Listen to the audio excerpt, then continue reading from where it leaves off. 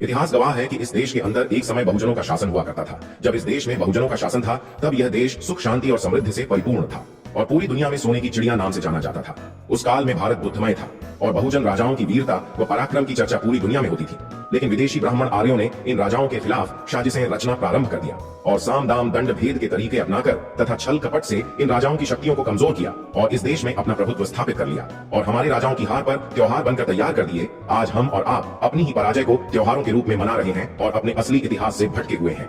आज हम आप लोगों के सामने होली की एक ऐसी खतरनाक काली सच्चाई को उजागर करेंगे जिसे जानकर शायद आप होली जैसे त्योहारों को मनाना हमेशा हमेशा के लिए बंद कर देंगे। चंद्रशेखर आजाद ने भी होली पर एक ऐसा ओपिनियन प्रस्तुत किया जो पूरी तरह से मनुवादियों के पाखंड का पर्दाफाश करता है। वीडियो शुरू करने से पहले मैं आप लोगों से कहना चाहूंगा कि आप लोग इस वीडियो को अधिक से अधिक लोगों तक पहुंचाने में हमारी मदद करें। इसके लिए आप लोग इस वीडियो को लाइक, शेयर और हमारे चैनल को सब्सक्राइब कर सकते हैं, जिससे वीडियो का एंगेजमेंट बढ़ेगा और YouTube इस वीडियो को अधिक से अधिक लोगों तक पहुंचाने में हमारी मदद करेगा। हम आपको चंद्रशेखर के उस बयान के बारे में बताना शुरू करें उससे पहले हम आपको होली की असली सच्चाई के बारे में बताना चाहेंगे। आपको सभी बातें आसानी से समझ में आए, इसीलिए वीडियो को हर बार की तरह शुरू से शुरू करते हैं। करीब 3100 वर्ष ईसा पूर्व यूरेशिया की एक क्रूर जाति जिसे आर्य कहा जाता था भारत में पहुंची। यूरेशिया यूरोप और एशिया के बीच का क्षेत्र है जो आज भी काला सागर के आसपास स्थित है। इस बात के कई प्रमाण मौजूद हैं। अधिक जानकारी के लिए DNA रिपोर्ट 2001 नामक लेख पढ़ा जा सकता है। आर्य लोग भारत क्यों आए यह आज भी रहस्य बना हुआ है। कई इतिहासकारों ने इस विषय पर अलग अलग मत प्रस्तुत किए हैं, लेकिन किसी भी सिद्धांत का ठोस वैज्ञानिक प्रमाण उपलब्ध नहीं है। भीम संघ की शोध टीम ने अपने अध्ययन में पाया कि आर्य खुशी खुशी या लूटपाट के इरादे से भारत नहीं आए थे। वास्तव में वे एक हिंसक और विध्वंसक प्रवृत्ति की जाति थे, जिनके कारण यूरेशिया के लोगों का जीवन अस्थिर हो गया था। आर्य लगातार वहां के लोगों को लूटते और मारते थे, जिससे वहां अराजकता फैल गई। स्थानीय शासक ने इस समस्या से निजात पाने के लिए आर्यों को एकत्र कर उन्हें देश निकाला दे दिया। इन सभी को एक विशाल नाव में बैठाकर समुद्र में छोड़ दिया गया। इस निर्वासन के दौरान उन्होंने अपनी स्त्रियों और बच्चों को अपने साथ नहीं लिया। इतिहास में जब किसी पुरुष को देश निकाला दिया जाता था तो उसकी स्त्रियों और बच्चों को उसके साथ नहीं भेजा जाता था। यह तथ्य आर्यों के निष्कासन से जुड़ी कहानी को पुष्ट करता है।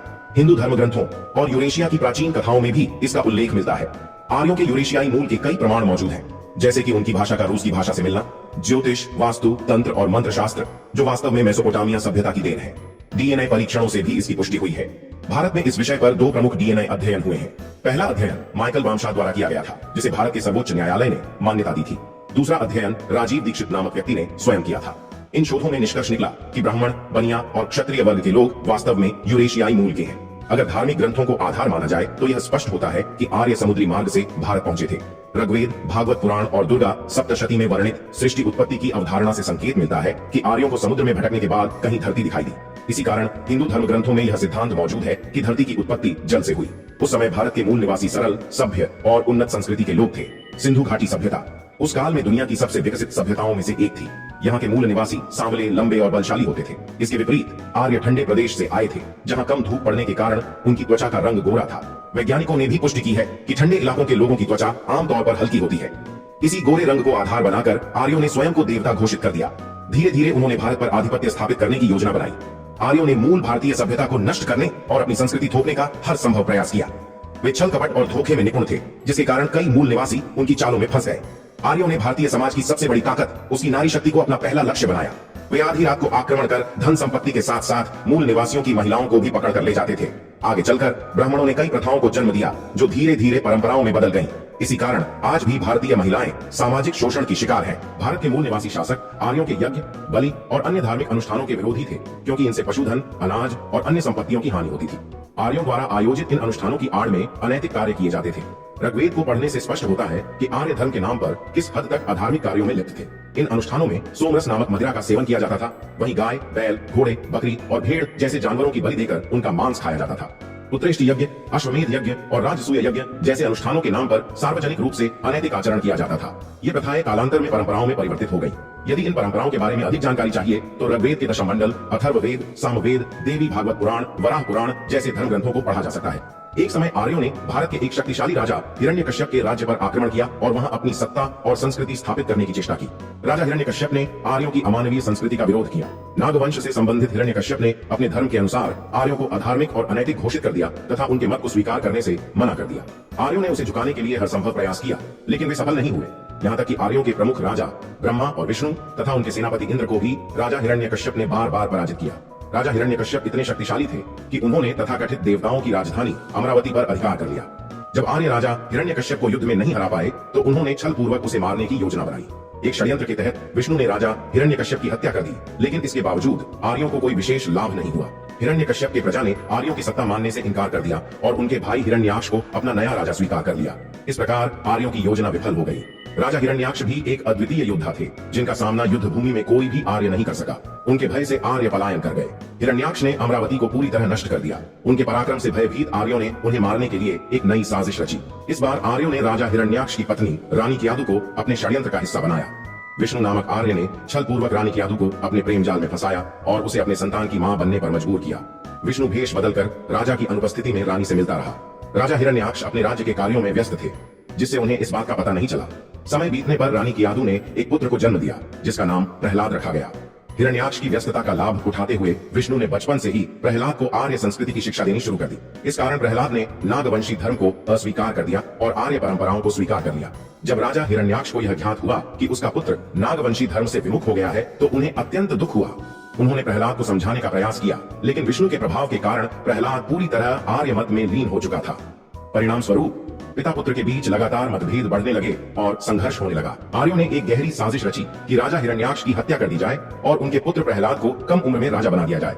इससे पूरा लाभ आर्यों को ही मिलने वाला था, क्योंकि रानी कियादु पहले ही विष्णु के प्रभाव में थी और प्रहलाद छोटा था। ऐसे में असली शासन विष्णु का ही होता। इस षड्यंत्र की जानकारी इसी तरह हिरण्याक्ष की बहन होलिका को लग गई। वह साहसी और निडर महिला थी। परिस्थिति को भांपकर उन्होंने निर्णय लिया कि प्रहलाद को कहीं दूर ले जाया जाए, ताकि आर्य अपनी योजना में सफल न हो सके। एक रात होलिका प्रहलाद को लेकर राजमहल से निकल गई, लेकिन आर्यों को इस बात की भनक लग गई। उन्होंने होलिका को अकेले घेर लिया और पकड़कर उसके चेहरे पर रंग लगाकर राजमहल के पास ही आग में जिंदा जला दिया। होलिका की मृत्यु हो गई और प्रहलाद फिर से आर्यों के कब्जे में आ गया। इस घटना को आर्यों ने चमत्कारी घटना के रूप में प्रचारित किया कि जो आग में कभी नहीं जल सकती थी, वह जल गई और प्रहलाद सुरक्षित बच गया। लेकिन असलियत यह थी कि आर्यों ने प्रहलाद को पाने के लिए होलिका की हत्या कर दी थी। आर्य हिरण्याक्ष का सामना युद्ध में नहीं कर सकते थे, इसलिए उन्होंने धोखे से उसे मारने की योजना बनाई। एक दिन विष्णु सिंह का मुखौटा लगाकर दरवाजे के पीछे छिप गया और जब हिरण्याक्ष पास आया तो विष्णु ने अचानक तलवार से उसके पेट पर वार कर दिया, जिससे उसकी मृत्यु हो गई। इस तरह यह सुनिश्चित किया गया कि किसी को यह पता न चले कि राजा की हत्या किसने की। इस छलपूर्वक षड्यंत्र के जरिए आर्यों ने राजा हिरण्यकश्यप और हिरण्याक्ष के राज्य को हड़प लिया और प्रहलाद को राजा बनाकर वहां अपना शासन स्थापित कर लिया। हमारे पूर्वज इस घटना को याद रखते हुए होली को एक शोक दिवस के रूप में मनाते थे। जिस प्रकार किसी की मृत्यु के बाद उसकी चिता की परिक्रमा कर उस पर गुलाल अर्पित किया जाता है, उसी प्रकार होली पर प्रतीकात्मक रूप से होलिका की चिता जलाकर गुलाल अर्पित किया जाता था। यह हमारे पूर्वजों के बलिदान को याद रखने का एक तरीका था, जिन्होंने अपनी संस्कृति और सभ्यता की रक्षा के लिए अपने प्राण न्यौछावर कर दिए थे। लेकिन विदेशी आर्यों यानी ब्राह्मण, वैश्य और क्षत्रियों ने इस ऐतिहासिक तथ्य को नष्ट करने के लिए इसमें विष्णु और नृसिंह अवतार की कहानी जोड़ दी। नतीजा यह हुआ कि आज हम अपने ही पूर्वजों को बुरा मानने लगे और उन आक्रमणकारी आर्यों को देवता मानने लगे। ये विदेशी आर्य खुद को सुर कहते थे, क्योंकि ये सोमरस नामक मदिरा का सेवन करते थे। हमारे पूर्वज जो शराब नहीं पीते थे, उन्हें इन्होंने असुर कहकर बदनाम कर दिया। इन आर्यों ने अपने डकैत गिरोह के सरदारों को देवता घोषित कर दिया और उनकी सेनाओं के मुखियाओं को अलग अलग अवतार बताकर वेद पुराणों में उनका महिमा मंडन किया। यही कारण था कि आर्यों के ये गिरोह भारत के अलग अलग हिस्सों में जाकर वहां के राजाओं को छल पूर्वक मारते रहे और उनके राज्यों पर कब्जा करते रहे। उन्होंने हर क्षेत्र के शासकों को असुर बताकर वहां जीतने वाले अपने सेनापतियों को अवतार घोषित कर दिया। आज स्थिति यह है कि हम उन्हीं काल्पनिक वेद पुराणों की कहानियों पर विश्वास कर रहे हैं, जिनमें हमारे पूर्वजों के हत्यारों को देवता और अवतार के रूप में दिखाया गया है। इससे भी अधिक दुर्भाग्यपूर्ण बात यह है कि हम अपने ही पूर्वजों को राक्षस और दैत्य मानकर उनकी निंदा कर रहे हैं। वेदों और पुराणों में लिखा गया है कि सारे देवता लाखों वर्ष पुराने हैं और वे घोड़ों की सवारी करते थे, जबकि विष्णु का वाहन गरुड़ था। लेकिन ऐतिहासिक और वैज्ञानिक तथ्य यह बताते हैं कि घोड़ा और गरुड़ भारत में नहीं पाए जाते थे। ये विदेशी आर्य ही इन्हें अपने साथ लाए थे। इससे यह साबित होता है कि विष्णु और उसके सारे अवतार वास्तविक नहीं बल्कि गढ़े हुए पात्र हैं। आर्यों ने अपने शासकों और सेनापतियों को ही देवता और अवतार घोषित कर दिया ताकि वे भारतीयों पर अपनी सत्ता कायम रख सकें। अब समय आ गया है कि हम अपने देश के असली इतिहास को पहचानें और अपने उन पूर्वजों का सम्मान करें जो असुर या दैत्य नहीं बल्कि वीर और पराक्रमी योद्धा थे। हमें यह समझना होगा कि जिन व्यक्तियों को हमने देवता मान लिया है, वे वास्तव में हमारे पूर्वजों के हत्यारे हैं। इसलिए हमें उनकी पूजा और प्रतिष्ठा का बहिष्कार करना चाहिए और अपने वास्तविक इतिहास को फिर से स्थापित करना चाहिए। अब हम आपको चंद्रशेखर आजाद के उस बयान के बारे में बताएंगे। चंद्रशेखर ने कहा, होली को आज एक बड़े त्योहार के रूप में मनाया जाता है, लेकिन इसके पीछे की सच्चाई बहुत ही दर्दनाक और अन्यायपूर्ण है। यह त्योहार वास्तव में हमारे पूर्वजों की पराजय और उनके साथ हुए अत्याचार का प्रतीक है। मनुवादियों ने अपने षड्यंत्रों को छिपाने और हमारे वास्तविक इतिहास को मिटाने के लिए इसे उत्सव का रूप दे दिया, ताकि हम अपनी ही हार को भूलकर जश्न मनाते रहे। हमारे पूर्वज वीर, साहसी और महान शासक थे, जिन्होंने आर्यों की क्रूरता और अन्याय का विरोध किया। लेकिन छल और षड्यंत्र के माध्यम से इन विदेशी आक्रमणकारियों ने हमारे राजाओं और योद्धाओं को धोखे से मार डाला और फिर हमारे समाज को गुलाम बनाने के लिए झूठी कहानियां फैलाई। राजा हिरण्यकश्यप और उनकी बहन होलिका इस षड्यंत्र के सबसे बड़े शिकार थे।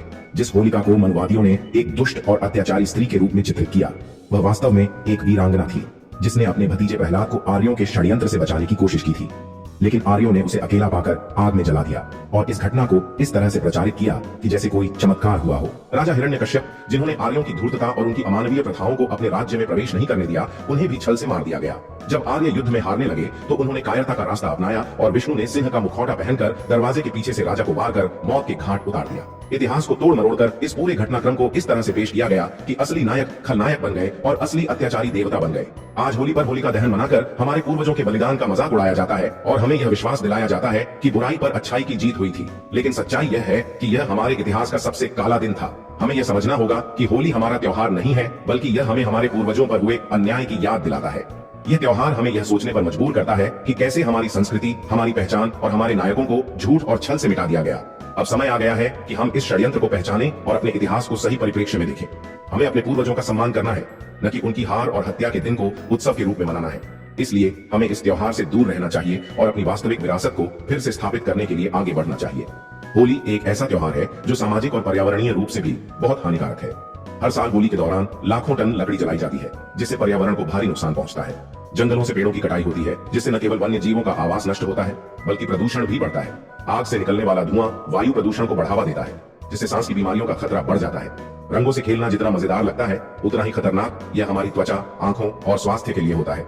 आजकल बाजार में मिलने वाले ज्यादातर रंग केमिकल से बने होते हैं, जिनमें लेड, मरकरी, कॉपर सल्फेट और अन्य जहरीले पदार्थ होते हैं। ये रंग त्वचा पर जलन, एलर्जी और बालों को नुकसान पहुंचाते हैं। साथ ही पानी में घुलने के बाद ये रसायन जल स्रोतों को भी प्रदूषित करते हैं, जिससे नदियों और झीलों का पानी जहरीला हो जाता है। होली के दिन पानी की भारी बर्बादी होती है। जहां एक ओर देश के कई हिस्सों में पानी की किल्लत बनी रहती है, वहीं दूसरी ओर होली के दौरान हजारों लीटर पानी सिर्फ रंग खेलने और नहाने में बर्बाद कर दिया जाता है। यह न केवल संसाधनों की बर्बादी है, बल्कि आने वाली पीढ़ियों के लिए संकट को और बढ़ा देता है। सामाजिक दृष्टि से भी होली के कई नकारात्मक प्रभाव देखे जाते हैं।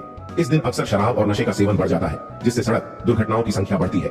कई जगहों पर लड़कियों और महिलाओं के साथ छेड़खानी और अभद्रता की घटनाएं बढ़ जाती हैं। यह त्योहार खुशियों की जगह कई लोगों के लिए डर और असहजता का कारण बन जाता है। इसके अलावा होली के बहाने जातिवाद और भेदभाव की घटनाएं भी सामने आती हैं। कई जगहों पर दलित और वंचित समुदायों को इस त्योहार में भाग लेने नहीं दिया जाता या उनके साथ दुर्व्यवहार किया जाता है। यह त्योहार सामाजिक भेदभाव को और गहरा कर देता है। इसलिए यह जरूरी है कि हम परंपराओं को आंख मूंद कर न अपनाएं, बल्कि उनके प्रभावों को समझें। अगर होली मनानी भी है तो हमें इसे पर्यावरण के अनुकूल और समाज के लिए सुरक्षित बनाना होगा। प्राकृतिक रंगों का इस्तेमाल करें, पानी की बर्बादी से बचें और किसी भी तरह की हिंसा या अभद्रता से दूर रहें। अगर हम सच में खुशियां मनाना चाहते हैं तो हमें समाज और पर्यावरण दोनों का ध्यान रखना होगा। आपको हमारी यह वीडियो कैसी लगी, हमें कमेंट करके जरूर बताएं। वीडियो पसंद आई हो तो वीडियो को लाइक, शेयर और हमारे चैनल को सब्सक्राइब कर सकते हैं। वीडियो देखने के लिए